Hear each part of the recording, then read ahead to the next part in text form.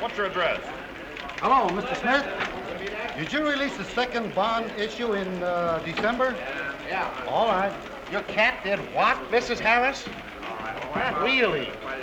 All right, okay. Listen, Mark, some crazy stunt man is going to try taking off in an airplane from the top of an automobile this afternoon out in the valley. Sounds like a story. Hold it, Jack.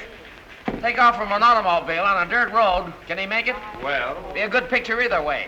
I'll send Mac out with a snapper. it's 40 miles out to the valley. We'll never make today's paper. A wire photo will make it if they pull it by 4 o'clock. Hello, Joe. I'm sending McIntyre and a photographer down. Get started for the valley right away. Yeah, some guy's got a... Speed, the life's blood of a newspaper. Speed, speed, speed. Train, telegraph, airplane, telephone, and radio. Get the story, get it to the paper, get the paper on the street.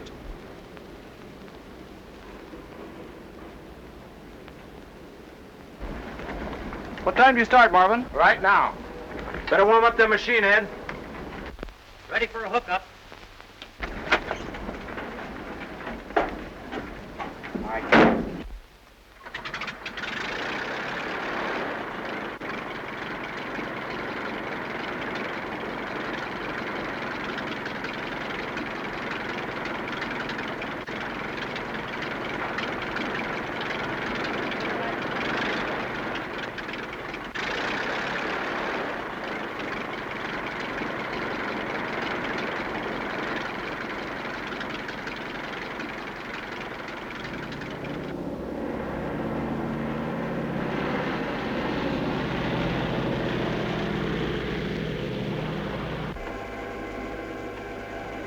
Give me this to rush. Okay, lights out.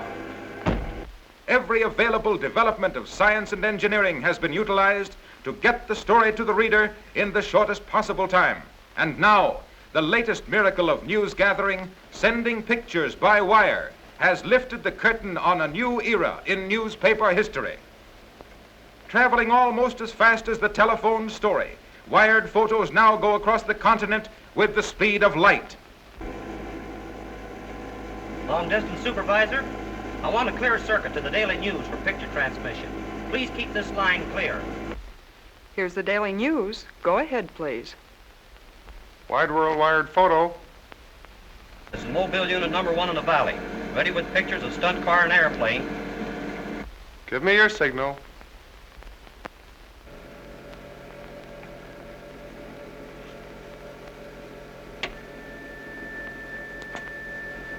Although it took years to perfect, the technique of sending pictures by wire is comparatively simple.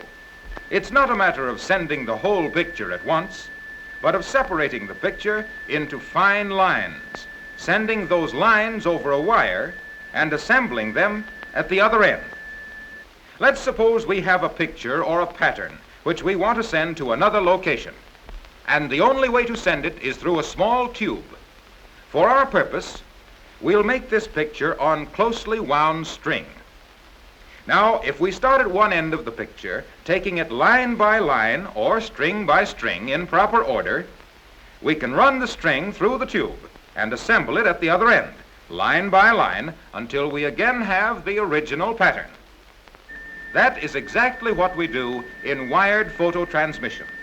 But we now take the picture apart electrically and translate it into units that we can send over a wire. The units are lines, all of the same width, but of different tones of gray. If we have a given number of lines in a given space, the tonal value of the page, the difference between dark gray and light gray, is determined by the density of the lines. If the lines vary in density, they will form a pattern. Instead of changing lines into a pattern, wired photo transmission is simply a matter of breaking up the pattern or picture into lines. This process is called scanning. A light is focused on the picture, and as the drum revolves, this light scans the picture from top to bottom on this line. At the same time, the drum is moving slowly along in front of the light so that every part of the picture is scanned. If we stop the drum and look inside the case, then remove the condensing and amplifying apparatus, leaving only the optical system, we see that as this light strikes each part of the picture, it is reflected back through a lens and an aperture. The aperture allows only 1/100th of an inch of the picture to pass through at a time, so that the picture is scanned in fine lines. The light that gets through the aperture goes into the photoelectric cell. This cell contains a plate made of a metal that has a distinct reaction to light. Electric current will pass more freely through the plate when it is exposed to a lot of light. Very little electric current will pass through if the cell is dark. Therefore, when there is a white spot on the picture, a lot of light is reflected from it into the photoelectric cell, and a lot of current passes through the plate. If there is a dark spot on the picture, little or no light is reflected from it onto the plate, and very little current will pass through it. The current is then radiated into the receiver of the telephone set, where the telephone coils pick up the energy or current and send it over the line to the wired photo receiving set.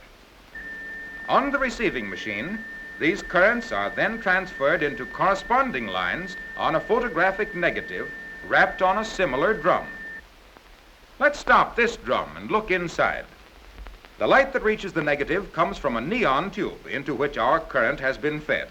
A neon tube is used because it will react more quickly to current than an ordinary tube.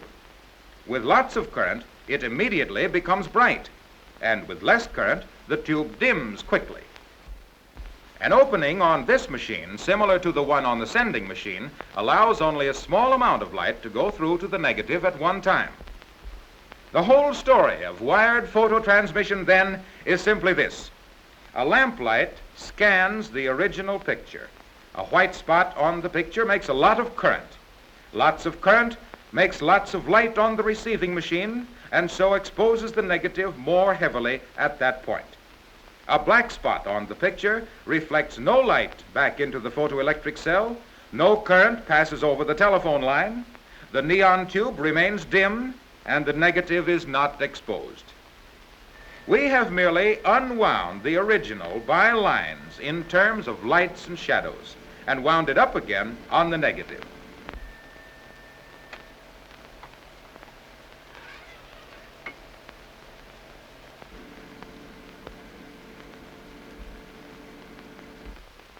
The negative now goes through the regular routine.